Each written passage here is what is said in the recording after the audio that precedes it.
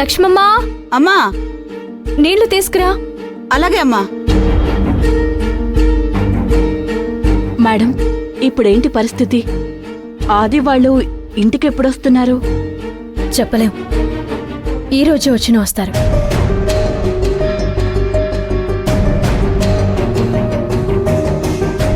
అమ్మగారు, కేసేమైంది? తీర్పు మనకి అనుకూలంగానే వచ్చింది. శిశిరేఖ నుంచి మన ఇంట్లోనే ఉంటుంది. మంచిదమ్మా, మీరు అనుకున్నట్టే అయిపోయింది. కానీ ఏంటమ్మా? కానీ ఇక నుంచి ఆది వాళ్ళ ఫ్యామిలీ వాళ్ళందరూ ఇక్కడే ఉంటారు.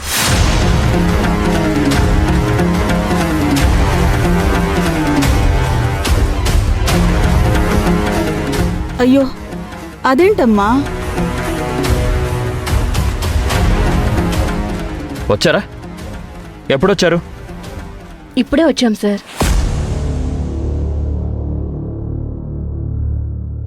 ఏమనింది కోర్టు? తీర్పు ఎవరికి అనుకూలంగా వచ్చింది?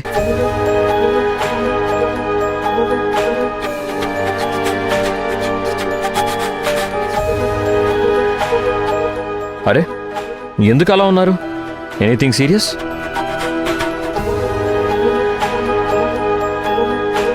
అరే, తీర్పు ఏమొచ్చింది? ఎవరి వైపు వచ్చింది? వినిపించట్లేదా మీకెవరికి? మిమ్మల్ని అడుగుతుంది. ఎవరైనా నోరు తెరిచి సమాధానం చెప్పండి.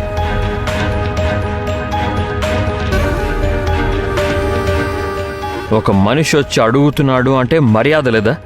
ఒక సమాధానం చెప్పడానికి కూడా కుదరట్లేదా? అంటే నాకు సమాధానం చెప్పడం కూడా మీకెవరికి ఇష్టం లేదన్నమాట. లేదా అసలు నన్ను మనిషిలా లెక్క వేయడం లేదా?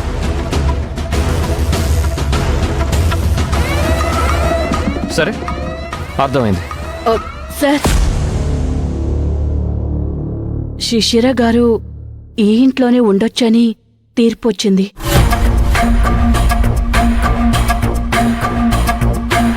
తన భార్య తనతో తన కుటుంబంతో తన ఇంట్లో ఉండాలని కదా ఆది కేసు వేసింది. అవును సార్. మరి కోర్టు తీర్పు మీకు అనుకూలంగా ఎలా ఇచ్చింది? శిశిరని ఇక్కడ ఉండడానికి ఎలా ఒప్పుకుంది?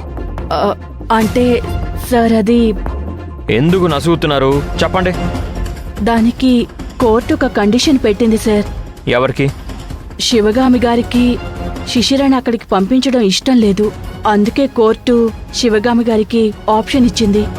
శిశిరని చూసుకోవడానికి శివగామి గారిని వాళ్ళింటికే వెళ్ళి ఉండమంది. ఇది ఫూలిష్గా లేదా? అది కాదు సార్, దానికి శివగామి గారి కూడా ఒప్పుకోలేదు. అయినా శిశిర ఇక్కడొచ్చి ఉండొచ్చని court తీర్పిచ్చిందా?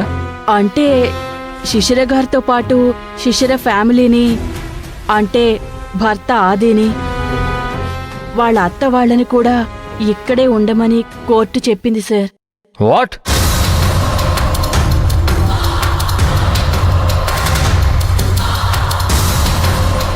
What is this nonsense? ఎవరిచ్చిన సలహా ఇది? ఆది ఆ ఇంటి మనుషులు ఇక్కడికొచ్చి ఈ ఇంట్లో ఉంటారా?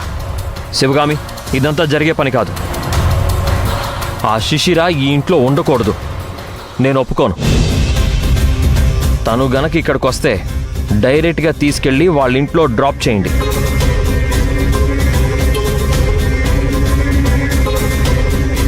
శివగామి, నీకే చెప్తుంది. అదంతా కుదరదు అర్జున్. అసలే శిశిర మానసిక పరిస్థితి బాలేదు. తను చిన్న పిల్లలా ప్రవర్తిస్తుంది. మంచి చెడు తెలుసుకోవడానికి దానికి కష్టంగా ఉంది. తన తల మీద కొట్టి తన జీవితాన్ని నాశనం చేశారు.